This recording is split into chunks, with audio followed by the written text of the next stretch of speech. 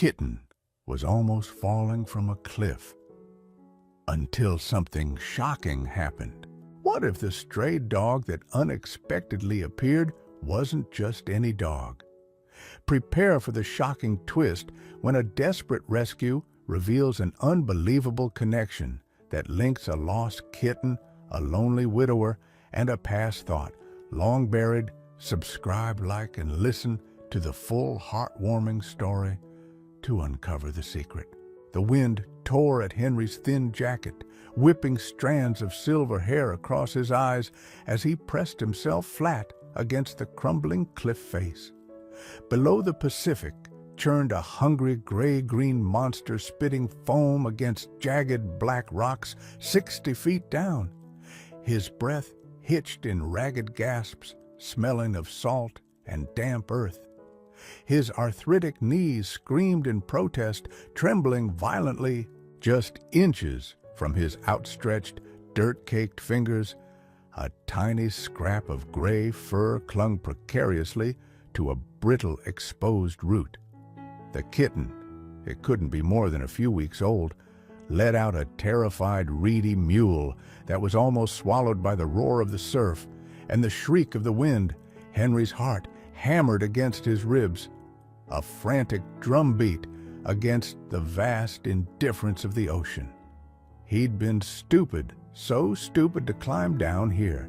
A 70-year-old man with bad knees and a lonely heart had no business playing rescuer on the treacherous cliffs near Bandon. But the sound, that tiny, desperate cry, had pierced through his fog of grief like a siren's call. He shifted his weight, trying to get a fraction closer. Loose scree skittered from under his worn boot, cascading down into the abyss. He gasped, his grip tightening instinctively on a knob of cold, damp rock. His other hand, reaching for the kitten, froze mid-air. Suddenly, a low guttural growl erupted from above him. On the narrow ledge he'd just vacated, Henry's blood ran cold, trapped between the churning sea below and something unknown, something angry above. He couldn't look up, dared not move. The growl intensified, closer now, vibrating through the very rock he clung to. A shadow fell over him, blocking the weak afternoon light. The kitten squeaked again, a sound of pure terror.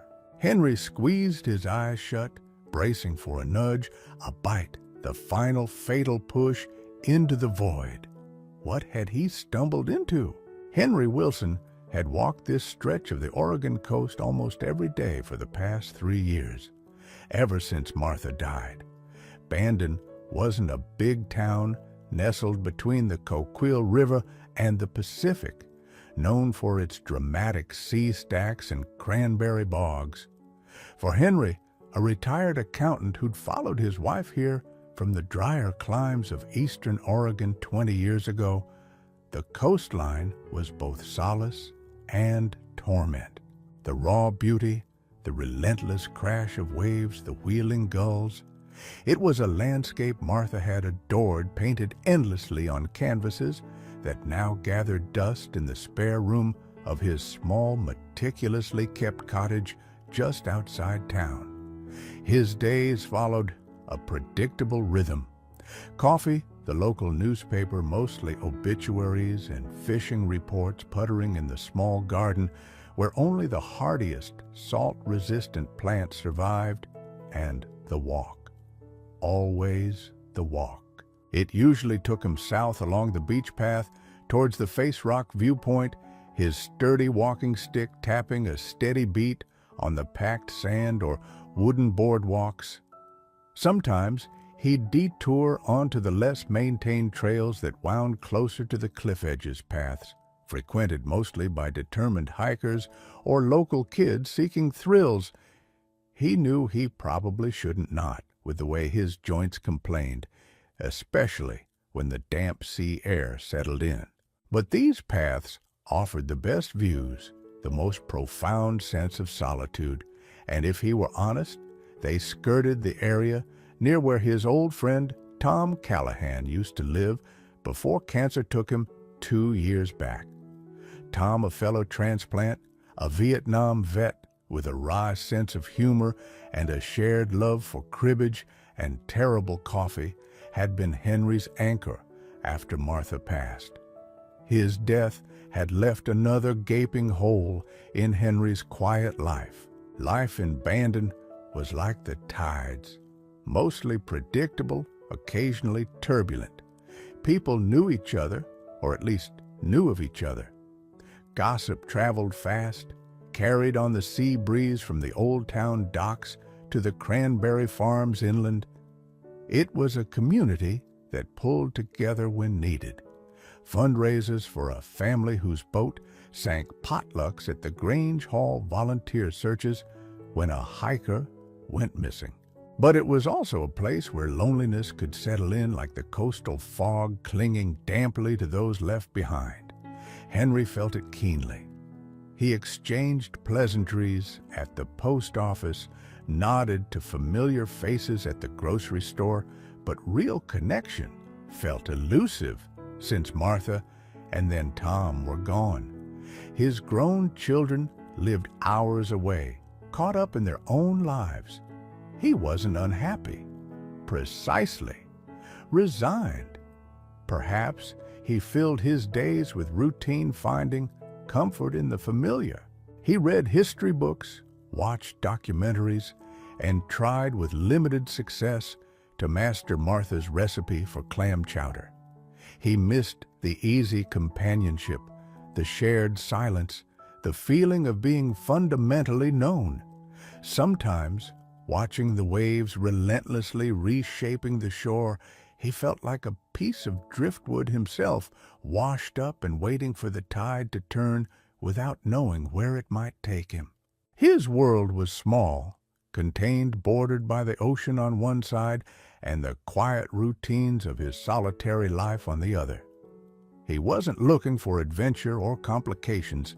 He was just walking, putting one foot in front of the other, marking time until the sun dipped below the horizon again. That particular afternoon, the sky was putting on a show. Streaks of fiery orange and bruised purple painted across the clouds, the sun a molten ball sinking towards the sea. Henry had strayed onto one of the rougher cliffside trails, the one Tom used to call the goat path. He wasn't thinking about much, just the familiar ache in his knees and the beauty of the sunset when the sound reached him. Faint at first, almost mistaken for a gull, but higher-pitched, more desperate, a kitten's cry. He stopped listening intently. It came again, clearer this time, carried on an updraft from below the cliff edge.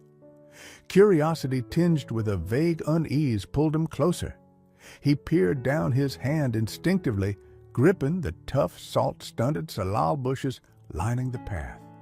And there it was, a tiny gray smudge against the dark rock, clinging for dear life to a gnarled root system about 10 feet down a near vertical slope of loose earth and rock. Its mews were frantic now, heartbreakingly fragile against the immensity of the ocean below. Henry's mind raced call for help, who, by the time he got back to a place with cell service or found someone, it would be too late. The kitten looked exhausted, its tiny claws barely holding on. Leave it! The thought felt like a betrayal.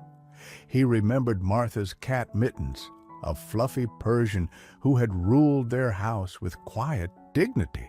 He remembered Tom talking about the stray cats he sometimes fed near his place. Compassion warred with common sense. He was 70, his balance wasn't what it used to be, and that slope looked treacherous. One slip and he'd be joining the kitten in its plight or worse. But the crying continued, a persistent plea that tugged at something deep within his lonely chest. It was a life small and insignificant, perhaps, in the grand scheme of things. But right here, right now, it needed help. He looked down at his worn walking stick, then back at the cliff. With a sigh that ruffled his silver hair, he leaned the stick against a sturdy-looking bush. All right, he muttered to the wind, or perhaps to himself. Don't do anything stupid, Henry. He knelt carefully, testing the ground at the edge. It felt loose, sandy soil mixed with small stones. He found what looked like a slightly more established path, perhaps an animal trail angling downwards. Taking a deep breath, he started to inch his way down, moving sideways, his hands seeking purchase on rocks and tough roots. His knees immediately protested, sending sharp jolts up his legs. His heart pounded, not just from exertion, but from fear. The drop yawned beside him, the sound of the waves seeming to grow louder, more menacing. He focused on the kitten, its wide, terrified blue eyes fixed on him. He saw it was wearing a small fabric collar, a faded blue with something small and metallic glinting on it. Not a feral, then someone's pet. That knowledge solidified his resolve. Someone somewhere was missing this little creature. Easy now, he murmured, his voice strained. Almost there. He was only a few feet away when his boot dislodged a larger clump of earth. He felt himself start to slide, a small cry escaping his lips as he scrabbled for a handhold. This was it. This was the stupid mistake he'd warned himself against. His initial goal, save the kitten, felt impossibly distant, overshadowed by the immediate, terrifying prospect of his own fall. Just as Henry felt his grip failing, the raw panic threatening to overwhelm him, the world exploded in sound. Not the crash of waves, but a sudden, ferocious barking erupting from the ledge directly above him. It wasn't just loud. It was startling, aggressive, echoing oddly against the cliff face. Instinctively, Henry flinched, jerking his head up despite the danger. He saw a flash of brown fur, a medium-sized dog, shaggy and lean, standing at the edge barking furiously, not at him, but seemingly at the situation. The cliff, the kitten, the general peril. The surprise, the sheer unexpectedness of the dog's appearance and its noisy intervention broke Henry's paralysis. In that split second of distraction, his flailing hand found a more solid root, thick and anchored deep in the earth. His slide stopped. He wedged his foot against a protruding rock, his breath coming in ragged, painful gasps. The dog continued its frantic barking, pacing back and forth on the narrow ledge above, its agitation palpable. It wasn't attacking, but its presence was a massive, noisy complication. Was it protecting territory? Was it aggressive? Henry ignored it for the moment. His focus narrowed back to the kitten.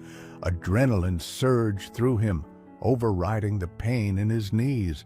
He reached out again, his fingers trembling. "Come on, little one," he whispered. The kitten, perhaps equally startled by the barking, seemed frozen. Gently, carefully, he managed to scoop it up. It was feather-light, its tiny body vibrating with fear. He tucked it securely inside his zipped jacket, feeling its small claws instinctively needle through his shirt. Now came the harder part, getting back up. The dog had stopped barking, but it remained on the ledge watching him with intelligent, wary eyes. It looked like a stray, ribs showing faintly beneath its matted brown coat, one ear slightly ragged. It made no move to approach or threaten. Simply observed, Henry tested his footing, planning his ascent. He moved slowly, deliberately, using every available hand and foothold, keenly aware of the small, precious weight against his chest. The dog remained a silent sentinel. Oddly, its presence was no longer purely frightening. It was company, a witness to his struggle. It made the vast emptiness of the cliff face feel slightly less absolute. Finally, panting and covered in dirt, Henry hauled himself back onto the main path. He stood there for a moment, leaning heavily against a bush, his legs shaking uncontrollably. The kitten poked its head out of his jacket, looking around with wide, curious eyes. The dog sat a few yards away watching him. It gave a low whine, then cautiously wagged its tail, just a slight thump-thump against the sandy ground. "Well," Henry breathed, looking at the dog, "thanks for the vocal support." The dog tilted its head.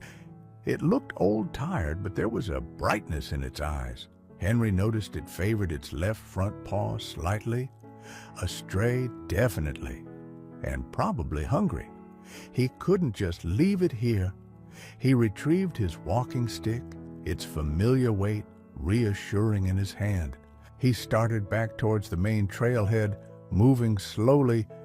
The kitten seemed to settle down inside his jacket, purring faintly. After a moment's hesitation, the dog got up and began to follow him, keeping a respectful distance. It trotted with a slight limp, its shaggy tail now held at a tentative neutral angle. Back at his old pickup truck parked near the trailhead, Henry faced a new dilemma. He gently placed the kitten on a towel on the passenger seat. It immediately curled into a tight ball. Then he looked at the dog waiting patiently by the driver's side door. He couldn't take it home, could he? He barely managed looking after himself sometimes, but leaving it here, especially with that limp, felt wrong after its strange indirect assistance on the cliff. With a sigh that spoke volumes about his eroding solitude, Henry opened the back door of the extended cab. "All right, come on then, just till I figure things out." The dog didn't need a second invitation, hopping onto the worn bench seat with surprising agility despite its limp. Driving back to his cottage, the kitten asleep beside him and the quiet, watchful dog behind him, Henry felt a profound shift. His predictable, solitary world had just been invaded by two small, needy creatures. He glanced at the kitten's collar again. The metallic tag glinted. He'd examine it properly when they got home. He had a rescue on his hands, and now apparently a stray dog too. His quiet evening plans of soup and a documentary had just evaporated, replaced by the urgent, unfamiliar demands of sudden responsibility. The warmth of Henry's small cottage was a welcome contrast to the biting coastal wind. The fireplace was already laid, and soon a cheerful blaze crackled, casting dancing shadows on the simple, clean room. Henry found an old ceramic dish, warmed some milk. Not too much. He vaguely recalled kittens having delicate stomachs, and set it down on the floor. The gray kitten, after a moment's hesitation, approached cautiously and began to lap eagerly. While the kitten drank, Henry turned his attention to the dog. It had entered the house, hesitantly, sniffing the air, its claws clicking softly on the hardwood floor, before settling onto the small rag rug by the hearth, watching the fire with its intelligent eyes. It looked exhausted, but content to be warm and still. Henry filled another bowl with water and found some leftover roast chicken in the fridge, which the dog devoured quickly but politely, without gulping. "All right, little fella," Henry said softly to the kitten kneeling beside it as it finished the milk. "Let's see who you belong to." He gently tilted the kitten's head to get a better look at the collar. It was simple blue fabric, slightly frayed. The metal tag attached wasn't an engraved ID tag, but a small locket-style pendant, tarnished silver. He carefully pried it open. Inside, nestled against faded velvet, wasn't a picture, but a tiny, tightly folded piece of paper. Henry's fingers, stiff with age, fumbled slightly as he unfolded it. Written in neat, careful handwriting were two things: an address in Coquille, the next town over about 10 miles inland, and two words, Lulu Emma's. Lulu. So that was her name, and she belonged to someone named Emma. At an address Henry vaguely recognized as being in a residential area not far from the Coquille River. He felt a surge of purpose. He could return her. He glanced at the clock. It was getting late, but Coquille wasn't far. The thought of a child Emma worrying about her lost kitten spurred him into action. He looked over at the dog resting by the fire. It had finished eating and was now watching Henry intently. As Henry stroked its shaggy head, murmuring thanks for its earlier cliffside presence, his fingers brushed against the dog's left ear. He felt a ridge, a scar. He tilted the dog's head gently towards the firelight. His breath caught in his throat. Running along the edge of the ear was a distinct crescent moon-shaped scar. Henry froze, his mind reeling. He knew that scar. He'd seen it countless times. It belonged to Rusty, Tom Callahan's dog. Rusty, a scruffy but loyal mutt Tom had rescued years ago, who had been Tom's constant companion, especially during his illness. Rusty had disappeared shortly after Tom died 2 years ago. Everyone assumed he'd wandered off and perished or been taken in by someone far away. Henry had even helped Tom's daughter search for him fruitlessly. But here he was, older, thinner, limping, but unmistakably Rusty. Rusty. Henry whispered, his voice thick with emotion. The dog whined softly, nudged his hand, and thumped its tail weakly against the rug. It was him, the dog that had inadvertently helped save him and Lulu on the cliff, was his dead friend's lost companion. The coincidence was staggering, sending shivers down Henry's spine. Suddenly, the address on the piece of paper clicked into place with horrifying clarity. Tom's daughter, Clara, and her young daughter. Henry remembered Tom talking endlessly about his granddaughter, worrying about her health struggles even as his own failed. He hadn't seen Clara much since the funeral. She lived in Coquille, juggling work and single parenthood. Her daughter's name was Emma. The pieces slammed together in Henry's mind with the force of a physical blow. Lulu, the kitten, didn't just belong to an Emma. She belonged to Tom's granddaughter, Emma. And the dog that had shown up on the cliff, the dog now lying by his fire, was Tom's Rusty. It wasn't just a random rescue anymore. Fate, or something remarkably like it, had just thrown him headfirst into the orbit of his deceased friend's family, guided by the very animals Tom had cherished. Henry sank back onto his heels, staring from the kitten, now washing its face meticulously, to the old dog sighing by the fire. The simple act of rescuing a kitten had become profoundly complex, tangled with memories of friendship loss and unexpected reunions. He couldn't just drop Lulu off and walk away. This felt different. This felt like something he had to see through for Tom, for Rusty, for the little girl named Emma. His quiet, predictable world had not just been invaded, it had been fundamentally altered. There was no going back to just being the lonely widower walking the cliffs. The 10-mile drive to Coquille felt longer than usual, Henry's mind buzzing with the implications of his discovery.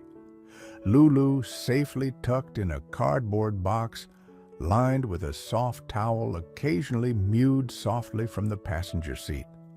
Rusty sat quietly on the back bench, looking out the window as if recognizing the familiar route inland away from the immediate coast.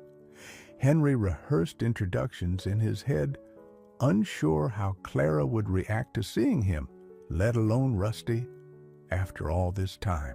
He found the small house easily a modest bungalow with a porch swing and flower boxes that looked, as the synopsis suggested, a bit neglected. Lights were on inside.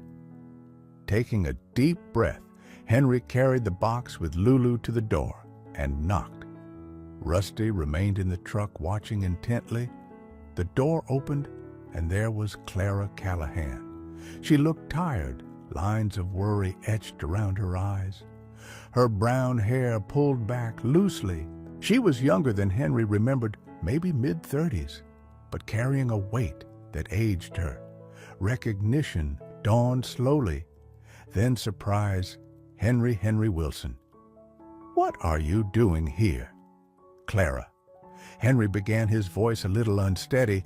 I think I have something that belongs to your daughter." He held up the box. Clara's eyes widened as she saw the kitten. A gasp escaped her lips. "Lulu? Oh my God, Lulu!" She flung the door open wider. Emma, look who's here." A small voice called weakly from inside, followed by the soft whir of wheels. A young girl, perhaps 10 years old, pale and thin, appeared in the hallway in a child-sized wheelchair, her face lit up with an incandescent joy that transformed her tired features. "Lulu!" she cried, her voice thin but filled with relief. Henry stepped inside, placing the box gently on the floor. Lulu scrambled out, ran straight to Emma, and rubbed against her legs, purring loudly. Emma scooped the kitten into her lap, burying her face in its soft fur, tears streaming down her pale cheeks. "I thought you were gone forever," she whispered. Clara knelt beside her daughter, her own eyes wet. "We've been looking everywhere. She slipped out last week when we had to rush Emma to the clinic. Thank you, Henry. Where did you find her?" Henry explained briefly about the cliff, omitting the full peril of his own situation. As he spoke, he felt a nudge against his leg. Rusty had quietly slipped out of the truck and followed him to the door, now standing hesitantly in the entryway, tail giving a tentative wag. Clara looked up from petting Lulu and saw the dog. Her hand flew to her mouth. "Rusty? Is that? It can't be." She stared, her expression shifting from disbelief to astonishment. Emma looked at the dog, her tear-streaked face curious. "Who's that, Mommy?" "That," Clara whispered, her voice choked with emotion. "Looks like Grandpa Tom's dog, Honey." "Rusty?" Rusty seemed to understand. He whined softly and walked slowly towards Emma's wheelchair, limping slightly. He sniffed her hand gently, then gave it a soft lick. Emma, after a moment's hesitation, reached out and stroked his rough fur. Rusty leaned into her touch, his tail thumping a little harder against the floor. Henry watched the scene, his own eyes stinging. He was there.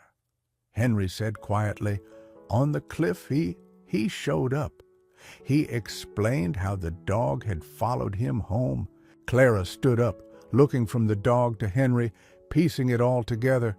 "Dad gave Lulu to Emma," she said softly, confirming Henry's realization. "Just before he said she needed someone small to look after, and Rusty, Dad loved this old dog more than anything. We searched for weeks after he passed. The weight of it all settled in the small living room. The unlikely rescue, the reunion, the threads connecting them all back to Tom. Henry knew then he couldn't just leave. He spent the next hour talking with Clara, learning more about Emma's illness, leukemia requiring ongoing expensive treatments and frequent trips to Portland, and Clara's struggle to juggle work finances and caregiving. He saw the bond between Emma and Lulu already reestablished as if they'd never been parted. He saw Rusty settling down contentedly near Emma's wheelchair, looking more at peace than Henry had ever seen him since Tom's death. Driving back to Bandon alone later that evening, Henry felt a renewed sense of purpose, but also a daunting awareness of the challenges ahead. Leaving Rusty and Lulu felt right. They clearly belonged there, bringing comfort Tom himself could no longer provide, but he couldn't shake the image of Clara's tired face or Emma's fragile hope. Tom had been his friend. He wouldn't have wanted his daughter and granddaughter to struggle alone. Henry wasn't a wealthy man, but he was known and respected in Bandon. He thought about the close-knit community, the way people looked out for each other. He thought about St. Mary's Church, where he and Martha used to attend and where Tom sometimes joined them. He started forming a plan, not grand or dramatic, but practical, rooted in the community. He knew he would talk to Father Michael at St. Mary's. He would talk to old fishermen down at the docks, fellow retirees he met for coffee, the owner of the hardware store. He would tell them about Tom Callahan's granddaughter, about the brave little Kitten and the loyal old dog who'd found his way home. Maybe, just maybe, the small town of Bandon could help ease the burden for Tom's family. One small act of kindness at a time. It was a new, more complex goal born from the ashes of his grief and ignited by an unexpected rescue on a windy cliff. Henry started quietly. He first spoke to Father Michael after Sunday service. The priest, a kind man with a practical understanding of his flock, listened intently to the story of Lulu, Rusty, Emma, and Tom Callahan, whom he remembered fondly. He readily agreed to mention the family's situation discreetly and set up a small benevolence fund through the church. Next, Henry approached members of the Bandon community he knew personally. He spoke to Dave, who ran the fish market, mentioning how Tom used to buy oysters there every Friday. He talked to Mrs. Gable at the bakery, recalling Tom's fondness for her sourdough bread. He didn't ask for large sums, just awareness, maybe a small donation if they felt moved. He framed it not as charity, but as neighbors, helping neighbors, honoring the memory of a friend. The response was gradual, but heartwarming. People remembered Tom. They knew the Callahans, at least by name or association. A collection jar appeared on the counter at the bakery labeled simply, "For Tom's granddaughter." Dave offered to donate a percentage of a day's profits. Fishermen, hearing the story down at the docks, pooled together some cash. It wasn't a torrent, but a steady trickle of goodwill. Someone organized a small bake sale at the Grange Hall. Henry found himself coordinating efforts, making calls, sharing updates, feeling more engaged and connected than he had in years. He visited Clara and Emma regularly, usually bringing Rusty some special dog treats and maybe a thermos of Martha's chowder, which was slowly improving. Rusty was clearly aging. His limp seemed more pronounced some days, and he spent most of his time dozing near Emma's wheelchair or curled up on a dog bed Henry had brought over. The vet confirmed what Henry suspected. Rusty was an old dog, likely suffering from arthritis, exacerbated by his time as a stray, and his health was fragile. There wasn't much to be done beyond keeping him comfortable. Emma adored him, constantly stroking his soft ears and whispering secrets to him. Lulu, meanwhile, was a bundle of kitten energy, batting at dangling toys or purring contentedly in Emma's lap during her quieter moments. The fundraising brought in enough to cover travel expenses for several trips to the specialized clinic in Portland and helped Clara catch up on some overdue bills, easing the immediate financial pressure. A reporter from the Coquille Valley Sentinel, the local newspaper, heard about the community effort and wrote a small, touching piece about Emma Lulu and the memory of Tom Callahan, focusing on the abandoned community's support. It didn't make national news, but it boosted local awareness and brought in a few more donations. One rainy afternoon, while Henry was visiting Clara, pulled out an old wooden box filled with Tom's keepsakes. Inside, amongst medals, old photos, and fishing lures, was a worn, leather-bound journal. Clara explained she hadn't been able to bring herself to read it thoroughly. Before leafing through it, she found an entry from Tom's last weeks. His handwriting was shaky, but legible. He wrote about his fears for Clara and Emma, his deep love for them both. He mentioned giving Lulu to Emma, hoping the kitten would be a small anchor for her. And then he wrote about Rusty, that old dog. The entry read, "He's seen me through thick and thin, loyal to the end. Wish I knew what would become of him. Hope he finds kindness somewhere. Dogs like him, kittens like Lulu, they find the people who need them, I think. Or maybe they help people find each other. Wish I could stick around to see it." It wasn't a prediction, not exactly. It was a hope, a reflection born from love and worry. Reading it aloud, Clara's voice thick with tears, Henry felt Tom's presence strongly. It wasn't a supernatural message, but a deeply human expression of love and concern that resonated across time, reinforcing Henry's commitment. He felt like he was fulfilling a quiet wish for his old friend. As autumn deepened, bringing colder rains and shorter days, Rusty began to decline more rapidly. He ate less, slept more, and sometimes seemed confused. Emma spent hours sitting beside him, reading quietly or just resting her hand on his back. Henry worried, seeing the inevitable approaching. He also worried if the funds raised would be enough for the next phase of Emma's treatment, a more intensive chemotherapy regimen recommended by the Portland doctors. The community's generosity had been remarkable, but medical costs were relentless. It felt like they were nearing a finish line, both with Rusty's life and the fundraising goal.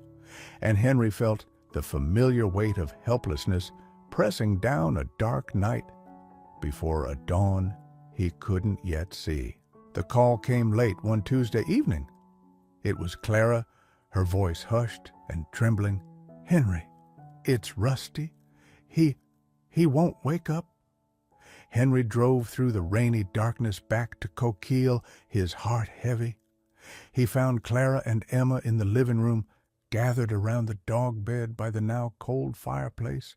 Rusty lay peacefully curled in his usual sleeping position, but still, utterly still.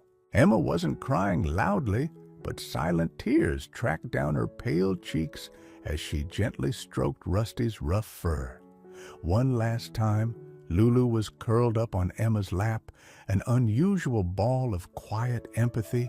"He just went to sleep," Clara whispered, wiping her eyes. "He was right here next to Emma like always. He didn't seem to be in any pain." Henry knelt beside them, placing a hand on Rusty's flank. There was no warmth, no rise and fall of breath. The loyal old dog, Tom Callahan's faithful companion, the unexpected rescuer from the cliff, had completed his journey. There was a profound sadness in the room, but also a strange sense of peace. He had found his way back, delivered Lulu, and spent his final months surrounded by the love of his master's family. Emma looked up at Henry, her expression surprisingly composed for a child facing loss. "He's with Grandpa Tom now, isn't he?" she asked softly. Henry swallowed the lump in his throat. "I think he is, sweetheart," he replied gently. "I think he really is." Clara shared the journal entry from Tom again, the words about Rusty finding kindness and helping people find each other, taking on a poignant finality. They sat together for a long while and shared grief and remembrance. Later that week, Father Michael called Henry. The local newspaper article, combined with the church's quiet appeal, had spurred a final wave of donations, including an anonymous contribution that pushed their fund over the target amount needed for the next stage of Emma's treatment in Portland. The climax wasn't a dramatic confrontation, but this convergence of endings and beginnings.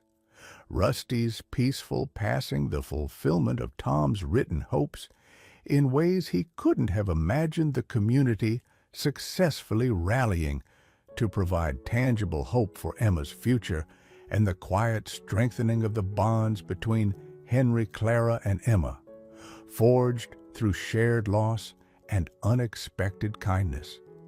It was the culmination of the ripples started that day on the cliff. Life settled into a new rhythm.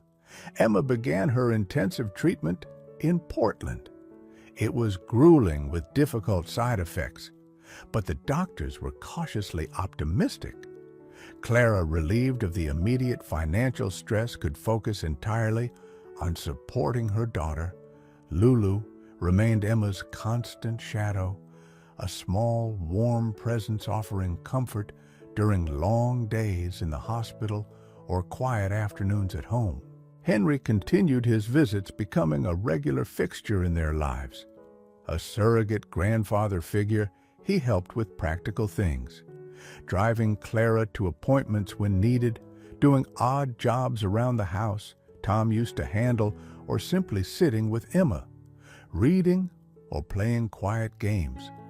Inspired by the community's response and the memory of Tom Rusty and Lulu, Henry didn't start a large foundation, but he did volunteer regularly at the Coos County Animal Shelter.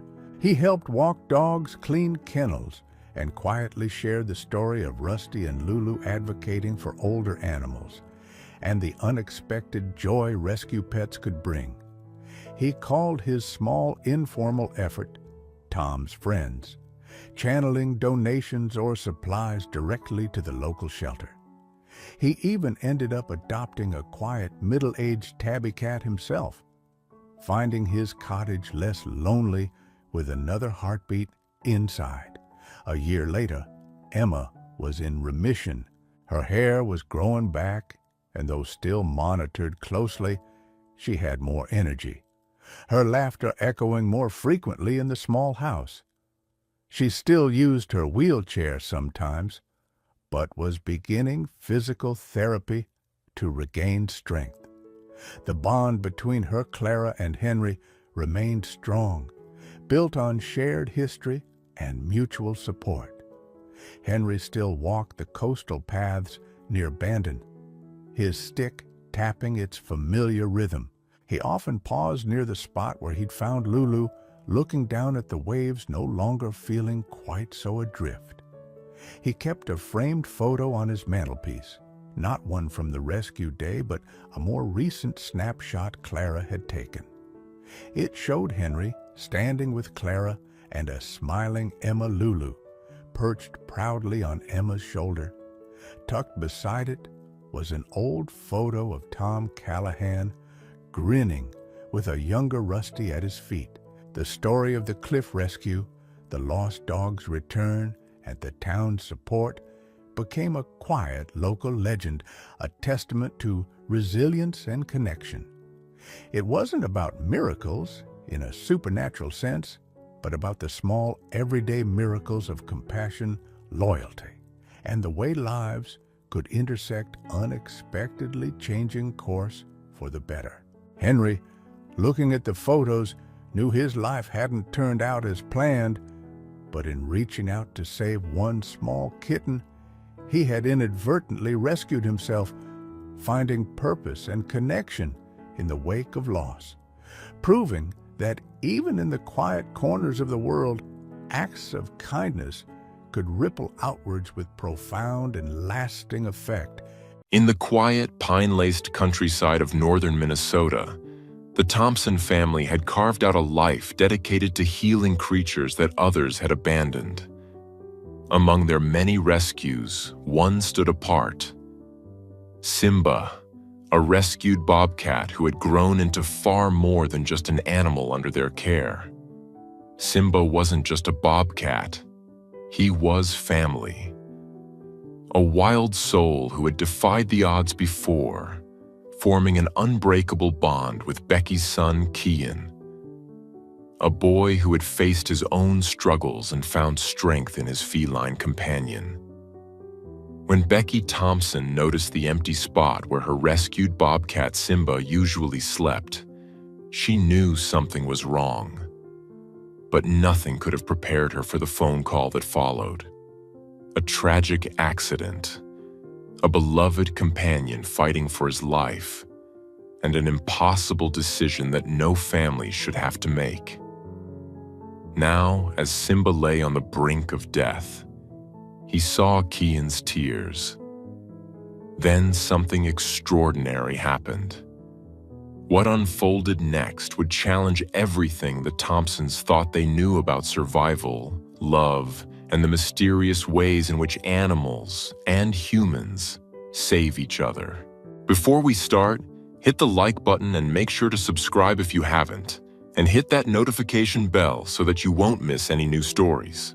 The first rays of dawn were just beginning to pierce through the pine trees surrounding the Thompson family's rural home in northern Minnesota when Becky Thompson noticed something wasn't right.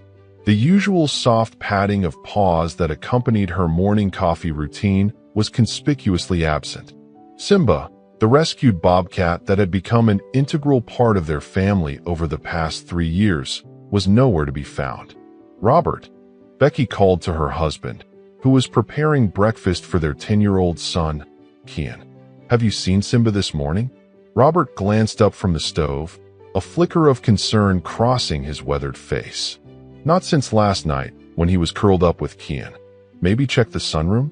You know how he loves to watch the birds at dawn." But the sunroom was empty, as was Simba's favorite perch by the living room window. A quick check of all his usual hideaways yielded nothing, and that's when Becky noticed the slightly ajar back door, the one leading to their expansive, fenced backyard that bordered the woods. "The door," she whispered, her heart beginning to race. "Robert, I think Simba got out." The Thompson family wasn't just any family with an unusual pet.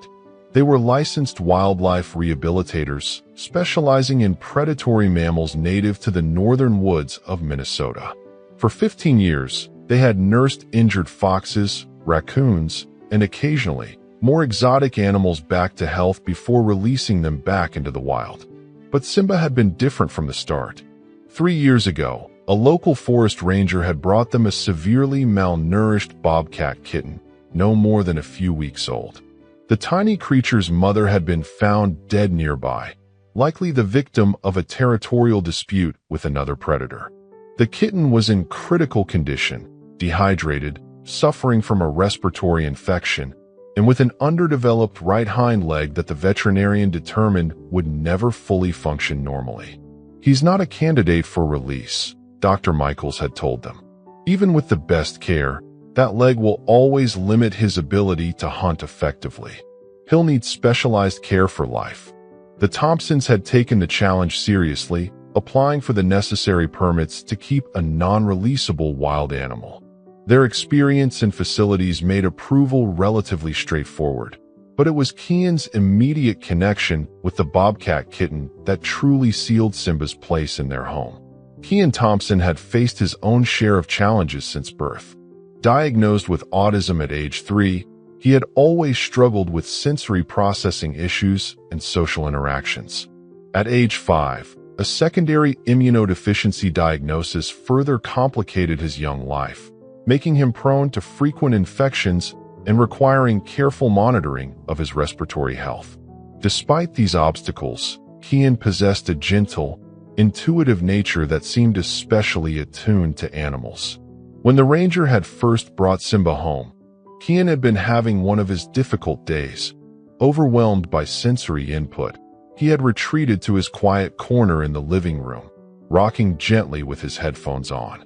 But something about the tiny mewling sound of the bobcat kitten had pierced through his self-imposed isolation. To everyone's surprise, Kitten had removed his headphones, approached the carrier, and whispered, "He's scared like me sometimes." From that moment, an extraordinary bond began to form. As Simba grew stronger under the family's specialized care, he displayed an uncanny sensitivity to Kian's needs. When Kian became overwhelmed, Simba would quietly pad into the room and lie beside him, his steady purring seeming to calm the boy. Even more remarkably, Simba developed an apparent sixth sense for Kian's physical health issues. On several occasions, the bobcat had alerted Becky and Robert to impending breathing difficulties by pacing anxiously near Kian and making distinct vocalizations unlike his usual sounds. Now, as Becky and Robert realized Simba had somehow escaped, their concern was twofold: for the bobcat himself, who despite his careful upbringing remained a wild animal with special needs, and for how Kian would handle the disappearance of his constant companion. "I'll go look for him," Robert said, already pulling on his boots. "You stay here with Kian. Let's try not to alarm him until we have to." But the universe had different plans. Just as Robert was preparing to head out, the phone rang. Becky answered it, her expression shifting from concern to horror as she listened to the caller. "Yes, that's our address. Yes, he belongs to us. We have all proper licensing. Oh God, is he? Yes, we'll be right there." She hung up, her face pale. That was Mrs. Hendricks from 2 miles down the road. Simba's been hit by a car near her property. She recognized him from the special tag on his collar and called us immediately. "He's alive, but she says it looks bad." The next few moments passed in a blur. Becky grabbed her purse and car keys while Robert went to speak gently to Kian, explaining that Simba had gotten out and was hurt, and they needed to go help him. Kian, usually resistant to sudden changes in routine, simply nodded and stood up, his face a mask of determination. "Simba needs me," was all he said. The drive to the Hendricks property took less than 10 minutes, but it felt like an eternity. As they pulled up to the roadside where an elderly woman was standing watch over a still form in the grass, Becky felt her heart constrict. Simba lay motionless except for the labored rise and fall of his ribcage. His normally sleek tawny coat was matted with blood, particularly around his front paws and right hind leg, the one that had never been fully functional to begin with. Kian made a small, wounded sound as he saw his friend, but he didn't break down as his parents might have expected. Instead, he approached carefully and knelt beside Simba, speaking in a soft, even tone. "It's okay, Simba. We're going to help you. You helped me so many times. Now it's my turn." The bobcat's eyes, usually so alert and golden, were half closed with pain, but at the sound of Kian's voice, they seemed to focus momentarily. A weak rumble, not quite a purr, but a clear acknowledgement, emanated from the injured animal. "We need to get him to Dr. Michaels right away," Robert said, already spreading out the emergency blanket they had brought from the car. With great care, he and Becky transferred Simba onto the blanket, mindful of potential spinal injuries. Kian hovered nearby, his hands fluttering with anxiety, but his voice remaining steady as he continued to reassure Simba. The local veterinary clinic was thankfully only a 15-minute drive from the accident site. Dr. Michaels, who had been Simba's primary veterinarian since his rescue, had been alerted and was waiting when they arrived. His expression as he conducted the initial examination didn't offer much hope. "Multiple fractures to both front limbs," he murmured, his gentle hands moving methodically over the sedated bobcat. "The right hind leg has a compound fracture. That's particularly concerning given its pre-existing condition. There's also significant trauma to the paw pads and extensive lacerations across the body."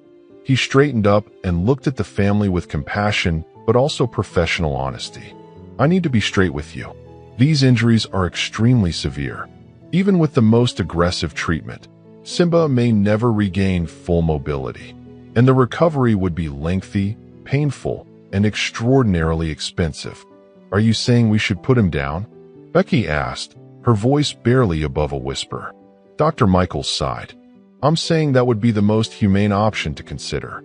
I know how special Simba is to your family, especially to Kian, but sometimes the kindest choice is the hardest one. Kian, who had been sitting quietly in the corner of the examination room, suddenly stood up. At 10 years old, he was still small for his age, but in that moment, he seemed to draw himself up with unusual presence. No, he said clearly, his voice lacking its usual hesitance. Simba wouldn't give up on me. I'm not giving up on him. Dr. Michaels approached Kian, kneeling to meet the boy at eye level. Kian, I understand how much you love Simba, but his injuries are very, very serious. He would be in a lot of pain during recovery, and we can't even be sure he would recover enough to have a good quality of life. He deserves a chance, Kian insisted, tears now streaming down his face, but his voice remaining steady. Please, just a chance. Something extraordinary happened then. Simba, despite the sedation and his grievous injuries, seemed to stir on the examination table. His eyes opened, focusing hazily on Kian. With what appeared to be tremendous effort, the bobcat attempted to move, his broken limbs scrabbling weakly as he tried to pull himself toward the edge of the table, toward Kian. Everyone in the room froze, watching in disbelief as Simba, clearly in excruciating pain, continued his desperate attempt to reach the boy. One of the veterinary nurses, Lisa, moved quickly to stabilize the animal before he could fall, but not before Simba had made his intent unmistakably clear. I've never seen anything like that, Dr. Michaels said quietly. He shouldn't even be conscious with the sedative I gave him, let alone trying to move. Lisa, who had been gently restraining Simba, looked up with tears in her eyes. Doctor, I know this isn't my place, but I have a suggestion. My sister works with Dr. Noel Carter at the Advanced Veterinary Surgical Center in Minneapolis. He specializes in orthopedic surgery for exotic animals. If anyone could help Simba, it would be him. Dr. Michaels considered this. Carter has a remarkable reputation, but his clinic is nearly 200 miles from here, and the cost would be. We'll find a way, Robert interrupted firmly. If there's even a small chance, we owe it to both Simba and Kian to try. The decision made, things moved quickly. Dr. Michaels stabilized Simba for transport, setting temporary splints and administering pain medication and fluids. Lisa made the call to her sister, who managed to secure an emergency consultation with Dr. Carter that same evening. Robert made arrangements for Kian to stay with his grandparents while he and Becky made the 3-hour drive to Minneapolis, but Kian adamantly refused. I need to be there, he insisted, showing rare determination. Simba knows when I'm scared or sick. He helps me. Maybe I can help him now.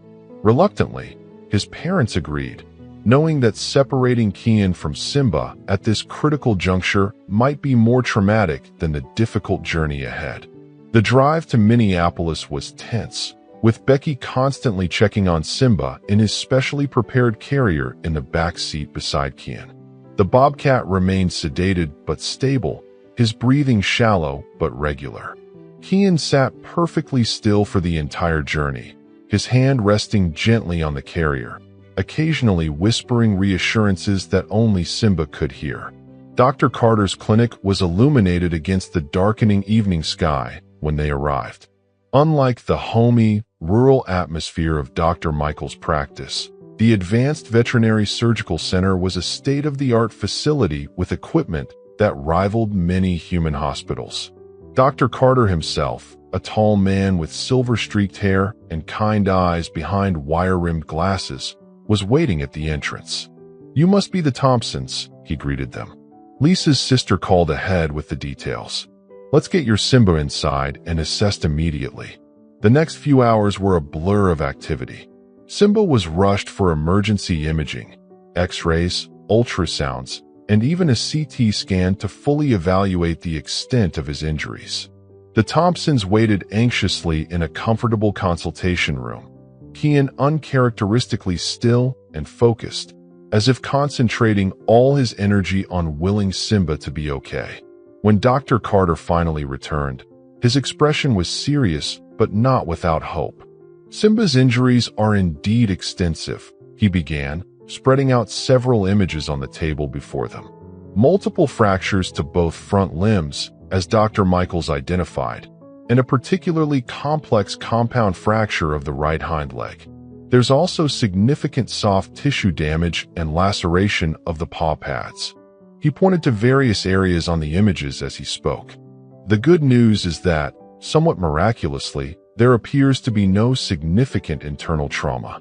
His spine is intact, and all major organs appear to be functioning normally. This gives us something to work with. So there's hope? Becky asked, clutching Robert's hand tightly. "There's always hope," Dr. Carter replied with a small smile. "But I want to be very clear about what we're looking at here. Treating Simba would require multiple surgeries. We'd need to reconstruct the bone in his right hind leg using pins and possibly bone grafts. Both front limbs would need surgical repair as well. The recovery would be long, possibly 6 months or more, and would require intensive physical therapy. And even then, he may never regain full function of his limbs, particularly that right hind leg. But he could still have a good life?" Robert asked. "He's always adapted well to his hind leg limitation." Dr. Carter nodded thoughtfully. "Wild bobcats need full mobility to survive, of course. But from what you've told me, Simba has already adapted to a different kind of life with your family. With proper care and accommodation for any resulting disabilities, yes, he could still have a good quality of life." "What about the cost?" Becky asked hesitantly. Wildlife rehabilitation had always been a labor of love for their family, not a source of income, and they were solidly middle class. Dr. Carter named a figure that made both parents blanch. It was more than they had in savings, more than they could reasonably afford. "I understand this is a difficult decision," Dr. Carter said gently. "You might want to take some time to discuss." "We'll do it." Kian's voice, clear and determined, cut through the momentary silence. "Simba is family. We don't leave family behind." Becky and Robert exchanged a look filled with both concern and pride. Their son, who sometimes struggled to speak up in class or order his own food at restaurants, was showing a resolve they had rarely seen. "Kian's right," Robert said finally. "We'll find a way. Maybe a payment plan, or—" "Actually," Dr. Carter interjected, "we have a foundation associated with the clinic specifically for cases like this.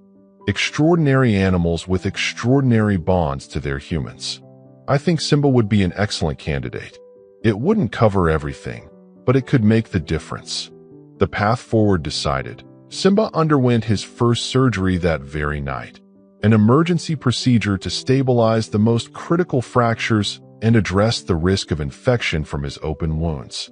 Dr. Carter worked for nearly 6 hours, his skilled hands navigating the delicate anatomy of the bobcat with precision and care.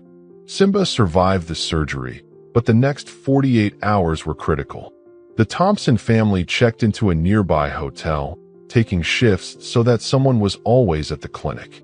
Kitten refused to leave at all the first day, sitting quietly in the waiting area with his tablet, occasionally asking the staff for updates in his soft, careful voice.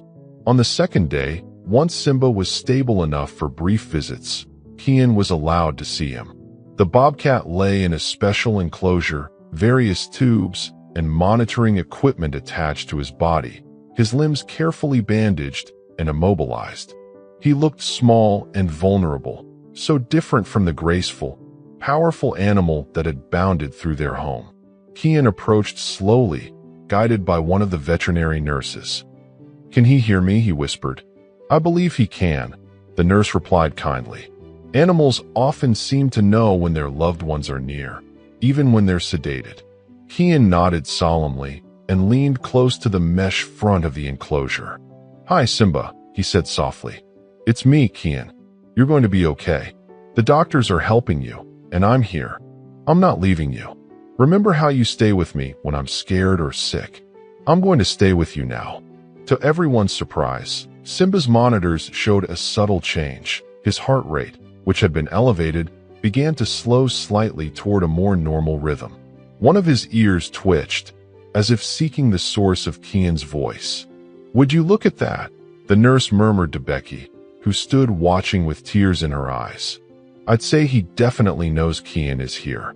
Over the next 2 weeks, Simba underwent 2 more surgeries. The second procedure focused on reconstructing his right hind leg, which required specialized pins and a bone graft.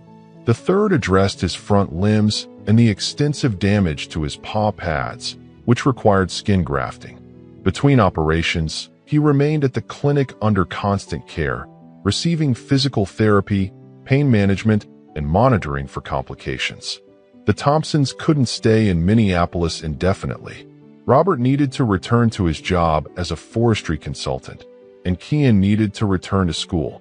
They made the difficult 3-hour drive home, but each weekend found them making the journey back to the clinic to visit Simba.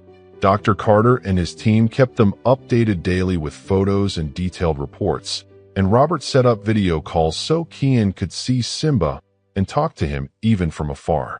To everyone's surprise, these virtual visits seemed to have a positive effect on Simba's recovery. The nurses reported that the bobcat would become more alert and engaged when he heard Kian's voice coming from the tablet they placed near his enclosure. His vital signs improved, and he began to take more interest in his surroundings. "Animals are remarkable in their capacity to heal," Dr. Carter told them during one weekend visit, about a month after the accident. "But I've rarely seen such determination as Simba has shown. He seems to be fighting not just to survive, but to get back to your family, especially to Kian." Kian, who had been sitting quietly beside Simba's enclosure, now larger to allow the bobcat some limited movement as his healing progressed, simply nodded as if this was obvious. "Simba knows I need him," he said matter-of-factly, "and he knows I'm waiting for him to come home." The road to recovery was not without setbacks. 6 weeks into treatment, Simba developed an infection in his right hind leg that threatened to undo much of the progress he had made. For several tense days, the veterinary team fought to bring the infection under control with powerful antibiotics and careful wound management. During this crisis, Kian insisted on an unplanned trip to the clinic, somehow convinced that Simba needed him there. He's scared, Kian had told his parents with unusual insistence. "I can feel it. I need to tell him it's going to be okay." Whether it was the antibiotics finally taking effect, the skilled care of the veterinary team, or the comfort of Kian's presence, or perhaps some combination of all three, Simba rallied. The infection receded, and the healing process resumed its cautious progress. 3 months after the accident, Dr. Carter broached the subject of Simba's eventual return home. "He's not fully healed yet," he cautioned the family, "but he's reached a point where his recovery might actually benefit from being in familiar surroundings, provided we can arrange for continued physical therapy and monitoring." "We'll do whatever it takes," Becky assured him. "Our spare room has already been converted into a recovery space for him, with everything at ground level, so he won't need to jump or climb until he's ready. And I've been learning about physical therapy for animals," Kian added shyly. "The nurses showed me some exercises I can help with." Dr. Carter smiled at the boy's dedication. "Well, it seems like Simba will be in excellent hands. We'll need to set up regular checkups with Dr. Michaels, with video consultations from me as needed. And he'll still need one more surgery in about 2 months to remove some of the pins, but that can be scheduled once he's fully stabilized." The day Simba returned home was both joyous and nerve-wracking for the Thompson family. The bobcat was transported in a specially designed carrier that minimized jostling during the long drive. Though he was now able to stand and take a few halting steps, he was still a far cry from the agile, powerful animal he had once been. His once thick coat was patchy from the multiple surgeries, and he had lost a significant amount of muscle mass during his long convalescence. Yet when they carried his carrier into the house and opened the door, allowing him to emerge at his own pace, there was an unmistakable sense of recognition, of homecoming. Simba sniffed the air, his golden eyes scanning the familiar environment. Then his gaze fixed on Kitten, who sat cross-legged on the floor a few feet away, waiting patiently. With deliberate movements, favoring his still healing limbs, Simba made his way to the boy. The journey of a few feet seemed to take an eternity, each step careful and measured. When he finally reached Kitten, he did something he had done countless times before. He bumped his head gently against the boy's chest, a gesture of affection and connection that spoke volumes. Kitten's arms encircled the bobcat with infinite gentleness, mindful of his healing body. "Welcome home, Simba," he whispered. "I told you we'd make it." The months that followed brought steady, if slow, improvement. True to their word, the Thompsons converted their spare room into a rehabilitation space for Simba, with cushioned flooring to protect his healing limbs and a variety of therapeutic tools recommended by Dr. Carter. Kitten, with a dedication that amazed his teachers and therapists, took on significant responsibility for Simba's daily physical therapy sessions, carefully guiding the bobcat through exercises designed to rebuild strength and mobility. Simba's right hind leg would never be as strong as his other limbs. The combination of his congenital condition and the severe trauma ensured that. He developed a distinctive gait, moving with a slight roll that accommodated his limitations. But true to Dr. Carter's prediction, he adapted with remarkable resilience. 6 months after the accident, Simba underwent his final surgery to remove the remaining pins from his right hind leg. Dr. Michaels performed the procedure locally, with Dr. Carter consulting via video conference. The surgery was successful, and with the removal of the hardware, Simba gained increased comfort and flexibility, though he would always bear the scars of his ordeal. Perhaps the most remarkable aspect of Simba's recovery was the way he resumed his protective behavior toward Kitten. Despite his own limitations, he once again demonstrated that uncanny awareness of the boy's needs. When Kitten had episodes of sensory overload, Simba would still sit beside him, his presence a calming influence. And incredibly, he maintained his ability to sense when Kitten's breathing was becoming labored, a warning sign of potential infection due to his immunodeficiency. One night, nearly 8 months after the accident, Becky was awakened by Simba's insistent pawing at her bedroom door. This was unusual. Since his recovery, the bobcat typically slept in Kitten's room. Following Simba's urgent guidance, she found Kitten struggling to breathe, the early signs of a respiratory infection that could have become dangerous if left until morning. Thanks to Simba's alert, they were able to begin treatment immediately, preventing a potential hospitalization. "How does he know?" the doctor asked when Becky recounted the incident during Kitten's follow-up appointment. "It's almost as if he can sense changes in Kitten's body chemistry before they become symptomatic." Becky smiled. "We've stopped questioning it. Some connections just transcend explanation." The Thompson family's journey with Simba attracted attention beyond their small rural community. A local newspaper ran a feature story about the extraordinary bond between the boy and the bobcat, and their remarkable journey of mutual healing and support. The story was picked up by regional media, then national outlets fascinated by this unusual tale of interspecies connection. Dr. Carter's clinic used Simba's case, with the family's permission, as a compelling example for their foundation's fundraising efforts, helping to secure support for other animals with extraordinary needs and bonds. The publicity also brought unexpected financial support for the Thompsons, with donations helping to offset the considerable remaining medical expenses from Simba's treatment. Perhaps most meaningfully, Kitten's school invited him to give a presentation about Simba and wildlife rehabilitation. For a boy who had always struggled with social interaction and public speaking, this was a daunting challenge. Yet with Simba's story as his focus, Kitten found his voice. Speaking about his beloved companion gave him a confidence he had never before displayed. Simba was hurt really badly, he told his classmates and teachers, showing photographs of the bobcat's recovery journey. The doctors said he might not make it, but I knew he would, because Simba is strong and brave. He's always taken care of me when I'm scared or sick, so I needed to take care of him too. As Kitten spoke, Becky and Robert watched from the back of the classroom with tears in their eyes. Their son, who had faced so many challenges, had found an extraordinary source of strength and connection in his unusual friendship with a wild animal. And that animal, through his own incredible journey of survival and recovery, had demonstrated the remarkable capacity for resilience and adaptation that exists in all living beings when supported by love and dedicated care. 1 year after the accident, the Thompson family held a small celebration to mark Simba's recovery. The bobcat, now fully adjusted to his new physical reality, moved through their home with deliberate grace.